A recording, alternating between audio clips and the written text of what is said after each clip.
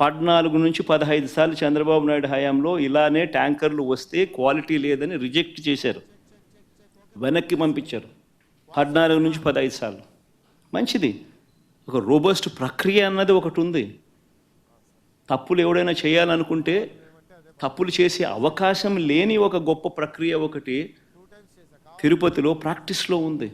సిమిలర్గా 2019 నుంచి 24 మధ్య వైఎస్ఆర్సీపీ రెజ్యూమ్లో కూడా 18 సార్లు ఇదే మాదిరిగానే రిజెక్ట్ చేసి వెనక్కి పంపించారు. ఇవి నేను చెప్పినటివన్నీ కూడా అక్షర సత్యాలు.